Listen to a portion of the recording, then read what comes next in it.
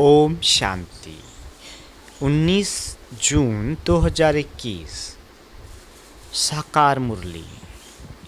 शिव बाबा कहते, मीठे बच्चे, तुम महान सौभाग्यशाली हो, क्योंकि तुम्हें भगवान पर वह पढ़ाई पढ़ाते हैं जो अब तक किसी ऋषि मुनि ने भी नहीं पढ़ी। प्रश्न, ड्रामा की कौन सी भाभी तुम बच्चे जानते हो, दुनिया के मनुष्य नहीं?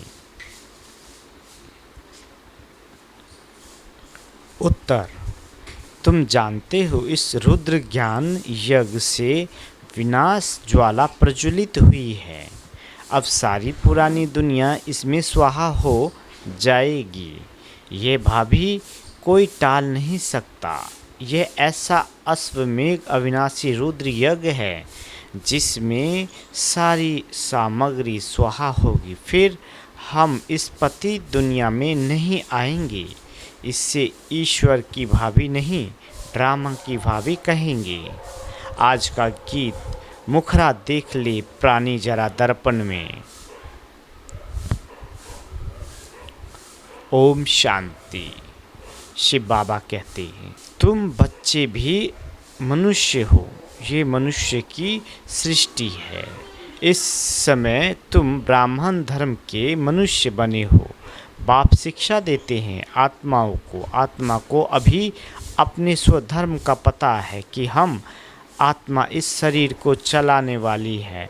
आत्मा का ये रथ है। जैसे बाप इस रथ पर आकर सवार हुए हैं, तुम्हारी आत्मा भी इस रथ पर सवार है। सिर्फ आत्मा को यह ज्ञान भूल गया है कि हम आत्मा शांत स्वरूप है। हमारे रहने का स्थान ही मूल वतन में है। यह शरीर हमको यहाँ मिलता है। ऐसे ऐसे अपने साथ बातें करनी है। बाप कहते हैं, तुम आत्मा शांत स्वरूप हो। अगर तुम चाहो हम शांति में बैठे तो अपने को आत्मा समझ शांति धाम के निवासी समझो। थोड़ा समय शांति में बैठ सकते हैं। मनुष्य शांति ही मांगते हैं। मन को शांति चाहिए, ये आत्मा ने कहा। परंतु मनुष्य ये नहीं जानते हैं कि मैं आत्मा हूँ। ये भूल गए हैं। बाबा कहते, एक कहानी भी है ना, रानी के गले में हार पड़ा था और ढूंढती थी बाहर। तो बाप भी समझाते हैं, शांति तो तुम्हारा स्वधर्म है। बच्चों ने समझा है, हम आत्माएं शांत स्वरूप है। यहाँ आई है पाठ बजाने। इन ऑर्गन से डिटैच हो जाते हैं तो आत्मा शांत है। आत्मा अपने स्वधर्म शांत में जितना चाहे बैठ सकती है। चाहो हम इस शरीर से काम न करें तो शांत में बैठ जाओ। यह है सच्ची शांति। इनको तुम ढूंढते नहीं।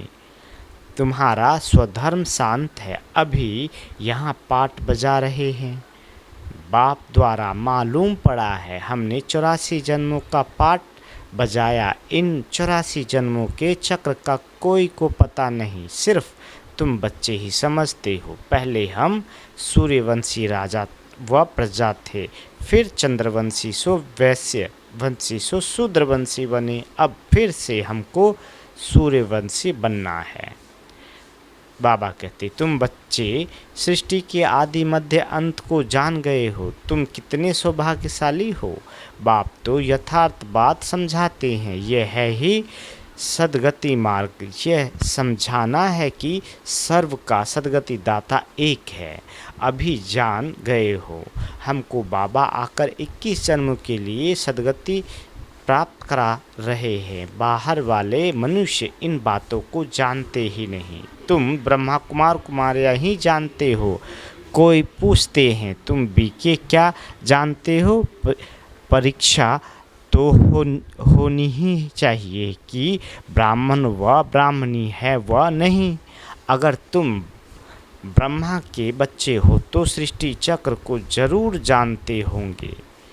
बाप रचयिता को जानते हो। ऋषि मुनि आदि तो रचता और रचना को जानते ही नहीं, तो गोया नास्तिक ठहरे। तुम भी नास्तिक थे, तुम भी रचता बाप और रचना के आदि मध्य अंत को नहीं जानते थे। स्कूल में पहले अनपढ़ ही आते हैं, फिर स्कूल कह अनपढ़ ही आते हैं, फिर कहेंगे स्कूल में ये पढ़ा है। अभी तुम हो ईश्वरीय पढ़ाई में, परमपिता परमात्मा तुमको पढ़ा रहे हैं। ये बुद्धि में समझना है चाहिए। रचता तो एक शिव बाबा ही है। रुद्र ने ज्ञान यज्ञ रचा, ये शास्त्रों में ही भी है। अब रुद्र और शिव परमात्मा में फर्क तो कोई है नहीं। ये भी है कि रुद्र ज्ञान यज्ञ से विनाश ज्वाला निकली। सिर्फ रुद्र शिव की जगह कृष्ण का नाम डाल दिया है। वह वही गीता कहते हैं। इस ज्ञान यज्ञ से विनाश ज्वाला प्रज्वलित हुई, तो स्वराज के लिए यह ज्ञान यज्ञ है। बाबा कहते इसमें पुरानी दुनिया स्वाहा होनी है। यज्ञ में सारी आहुति अर्थात सामग्री डालते हैं, सब स्वाहा कर देते हैं। तो इस रुद्र ज्ञान यज्ञ में सारी पुरानी दुनिया स्वाहा हो जाएगी। तुम अब राजयोग सीख रहे हो, इस पतित दुनिया में फिर आएंगे नहीं। यह दुनिया फिर ख़त्म हो जानी है, तुम जानते हो। नेचुरल कैलेमिटी आदि सब होगी। ये सारी नॉलेज तुम्हारी बुद्धि में बैठना चाहिए। बाबा कहते, शिव बाबा कहते हैं मेरी बुद्धि में ही सारा ज्ञान है। बाप सत्य है, चैतन्य है, ज्ञान का सागर है, सृष्टि के आदि मध्य अंत को जानते हैं। ऋषि मुनि तो कहते हैं हम रचता और रचना को नहीं जानते। तुमसे कोई पूछेंगे तुमको क्या मिलता है, बोलो। जिसको बड़े बड़े ऋषि मुनि आदि कहते थे कि हम रचता और रचना के आदि मध्य अंत को नहीं जानते हैं, सो हम जानते हैं। रचता बाप के सिवाय रचना के आदि मध्य अंत का राज कोई समझा नहीं सकता, रचता ही समझाएंगे। तुमको मालूम है मक्खियों की भी रानी होती है। रानी के साथ पीछे पीछे सब मक्खियाँ जाती है। रानी अर्थात माँ के साथ उनका कितना संबंध है। बेहद का बाप भी आते हैं तो सभी बच्चों को साथ ले जाते हैं। तुम जानते हो बाबा आया हुआ है, हम आत्माओं को साथ ले जाएंगे शांति धाम में। फिर से हमारा सतयुग का पाठ शुरू होगा। जिस पाठ बजाने के लिए तुम ये देवी देवता पद पा रहे हो। बाबा कहते यहाँ तुम आते ही हो मनुष्य से देवता पद पाने, सब गुण यहाँ धारण करने हैं। इन लक्ष्मी नारायण जैसा बनना है। इनको दिव्य दृष्टि के सिवाय कोई देख न सके। अभी तुम जानते हो हम सूर्यवंशी देवता बनेंगे। तुम्हारी बुद्धि में है कि स्वर्ग की राजधानी कैसे स्थापन होती है। सतयुग में था ही देवताओं का राज्य, परंतु देवताओं के राज्य में भी फिर राक्षस आदि दिखाए हैं। यह कोई जानते ही नहीं। भारत कितना पवित्र था, महिमा भी गाते हैं। सर्वगुण संपन्न, 16 कला संपूर्ण, उन्हों के आगे माथा भी टेकते हैं। मंदिर भी बहुत बने हुए हैं। बाबा कहते परंतु यह पता नहीं है कि आदि सनातन देवी देवता धर्म सतयुग का कब और कैसे स्थापन हुआ। भारत जो इतना ऊंच था वह नीच कैसे बना। ये किसको भी पता नहीं है। कहते हैं ये भाभी बनाई है। किसकी भाभी है वह भी नहीं समझते। बाबा कहते ड्रामा की भाभी समझते तो समझ में आए ड्रामा का रचयिता, क्रिएटर, डायरेक्टर कौन है। सिर्फ कह देते ईश्वर की भाभी। ड्रामा कहने से ड्रामा के आदि मध्य अंत को जानना चाहिए। सिर्फ किताब पढ़ने से ड्रामा का पता नहीं पढ़ सकता है। बाबा कहते जब तक जाकर कोई ड्रामा देखे नहीं, जैसे अखबार में भी पढ़ा था एक कृष्ण चरित्र का ड्रामा बना हुआ है, परंतु देखने बगैर कोई समझ थोड़े ही सकता है। देखेंगे तब समझेंगे ड्रामा में ये सब होना है। तुम बच्चे भी ड्रामा को अभी समझते हो। मनुष्य कहते हैं वर्ल्ड की हिस्ट्री, ज्योग्राफी का ये चक्र फिरता रहता है, परंतु कैसे फिरता है यह किसी को पता ही नहीं। नाम भी लिखे हुए हैं, सतयुग, त्रेता, द्वापर, कलयुग, फिर संगम युग, परंतु मनुष्य ने समझ लिया है युगे युगे आते हैं। सतयुग त्रेता का भी संगम होता है, परंतु उस संगम का कोई महत्व नहीं है, वहाँ तो कुछ होता नहीं। यह बातें तुम जानते हो। सतयुगी सूर्यवंशियों ने फिर चंद्रवंशियों को राज कैसे दिया। ऐसे नहीं कि चंद्रवंशियों ने सूर्यवंशियों पर जीत पाई, नहीं। जो चंद्रवंशी का राजा होता है तो सूर्यवंशी राजा रानी उनको राज्य भाग का तिलक देश तख्त पर बिठाते हैं। बाबा कहते राजा राम, राजा रानी सीता का टाइटल मिलता है। किसने दिया कहेंगे सूर्यवंशियों ने ट्रांसफ़र किया। अब तुम राज करो। जो सीन तुम बच्चों ने साक्षात्कार में देखी है, बाकी कोई लड़ाई आदि नहीं लगती है जिससे जिस किसी को राजाई दी जाती है, वैसे देते हैं। उन्हों के पैर आदि धोकर उनको राज तिलक देते हैं। वहाँ कोई गुरु गोसाई तो होते नहीं हैं। अब तुम बच्चों की बुद्धि में हैं, वह हम देवी स्वभाव वाले बनते हैं। सूर्यवंशी चंद्रवंशी राज्य में हम कितने सुखी होंगे। बाबा के हमको दुख से निकाल सुख में ले जाते हैं और कोई सुखी बना ना सके। साधु लोग खुद भी चाहते हैं हम शांति धाम में जाएं। बाप कहते हैं मैं इन साधुओं आदि का भी उद्धार कर सबको शांति धाम में ले जाता हूँ। सन्यासी तो आते ही द्वापर में हैं, स्वर्ग में हम देवताओं ही रहते हैं।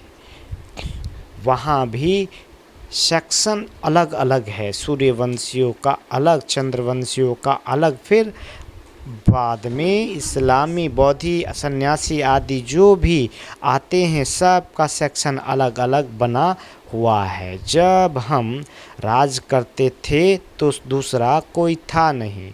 मूल वतन में भी ऐसी माला नंबरवार बनी हुई है। आदि सनातन देवी देवता धर्म वालों की है पहली बिरादरी, फिर और बिरादरियाँ निकलती है। ये बिरादरी है बड़े ते बड़ी, और दूसरे जो धर्म स्थापक आते हैं सब उनसे निकले हुए हैं। तुम कहेंगे इस्लामियों की है सेकंड नंबर बिरादरी, फिर बौद्धियों की बिरादरी थर्ड नंबर, हम है फर्स्ट। बाकी हद की और छोटी छोटी तो लाखों होंगे। बाबा कहते यहाँ तो मुख्य है चार बिरादरियाँ। पहले हम आते हैं, फिर इस्लामी, बौद्धिक, क्रिश्चियन आदि आते हैं। अभी हम नीचे गिर गए हैं, हमको ही 84 जन्म ले पाट बजाना पड़ता है। जो अभी लास्ट में हैं वही फिर फर्स्ट में होंगे। देवी देवताएं अब पतित होने के कारण अपने को देवी देवता कहला नहीं सकते। देखो, देवताओं को तो पूजते हैं, इससे सिद्ध है उन्हों के बिरादरी के हैं। सिख लोग गुरु नानक को मानते हैं, उनकी बिरादरी के हैं। सतयुग में पहला नंबर हमारी बिरादरी है, उनसे ऊंच बिरादरी कोई होती नहीं। बाबा कहते हम ऊंचते ऊंच बिरादरी वाले हैं, हम सबसे जास्ती सुख भोगते हैं, फिर वही कंगाल बनते हैं। सबसे जास्ती दुखी ये है, कर्जा भी लेते रहते हैं। कितने साहूकार थे, अभी कितने गरीब हैं, सब कुछ गवा बैठे हैं। यह है ही दुख धाम। अब बाप फिर तुमको सुख धाम का मालिक बनाते हैं, बाकी सब चले जाएंगे शांति धाम। आधा कल्प तुम सुख भोगते हो, बाकी सब शांति में रहते हैं। चाहते भी हैं हम मुक्ति में जाएं, सुख को कांग विष्टा समान समझते हैं, उनको सुख धाम का अनुभव भी नहीं है। बाबा कहते तुमको अनुभव है, महिमा भी गाते हैं, परंतु पतित होने के कारण भूल गए हैं। अब बाप याद दिलाते हैं, हे भारतवासी, तुम देवी देवता धर्म के हो, द्वापर से नाम बदली कर दिया है, देवता धर्म वाले ही पतित बन गए। गाते भी रहते हैं, हे पतित पावन आओ। बाप ने बताया है तुम कितने जन्म पावन दुनिया में थे, कितने जन्म पतित दुनिया में हैं, अब फिर पावन दुनिया में जाना है। ये पाठशालाओं की पाठशाला है, यज्ञों का यज्ञ है, सारी पुरानी दुनिया इसमें ख़त्म होनी है। होलिका जलाते हैं, ये सब पर्व अभी के हैं, आत्मा चली जाएगी, बाकी शरीर ख़त्म हो जाएंगे। ये नॉलेज कोई सन्यासी आदि दे न सके। गीता में कुछ है परंतु आटे में नून नमक ज्ञान प्राय लोप हो जाता है। शिव बाबा कहते हैं हमने यह यज्ञ रचा है, इनमें तन मन धन सब स्वाहा करते हो, जीते जी मरते हो, ये ज्ञान तुमको अभी मिल रहा है। अच्छा, मीठे मीठे सिखिल दे बच्चों प्रति माता पिता बाप दादा का याद प्यार और गुड मॉर्निंग। रूहानी बाप की रूहानी बच्चों को नमस्ते। हम रूहानी बच्चों की रूहानी माता पिता बाप दादा को याद प्यार गुड मॉर्निंग और नमस्ते। मीठे बाबा नमस्ते। धारणा के लिए मुख्य सार। पहला, सुख धाम में जाने के लिए अपना दैवी स्वभाव बनाना है। ड्रामा के आदि मध्य अंत के राज को बुद्धि में रख हर्षित रहना है, सबको यही राज समझाना है। दूसरा, स्वराज लेने के लिए इस बेहद यज्ञ में जीते जी अपना तन मन धन स्वाहा करना है, सब कुछ नई दुनिया के लिए ट्रांसफ़र कर लेना है। वरदान, सर्व आत्माओं पर स्नेह का राज्य करने वाले विश्वराज अधिकारी भव। बाबा कहते जो बच्चे वर्तमान समय सर्व आत्माओं के दिल पर स्नेह का राज्य करते हैं, वही भविष्य में विश्व के राज्य का अधिकार प्राप्त करते हैं। अभी किसी पर आर्डर नहीं चलाना है, अभी से विश्व महाराजन नहीं बनना है, अभी विश्व सेवाधारी बनना है। स्नेह देना है, देखना है कि अपने भविष्य के खाते में स्नेह कितना जमा किया है। विश्व महाराजन बनने के लिए सिर्फ ज्ञान दाता नहीं बनना है, इसके लिए सबको स्नेह अर्थात सहयोग दो। स्लोगन, जब थकावट फील हो तो खुशी में डांस करो, इससे मूड चेंज हो जाएगी। ओम शांति।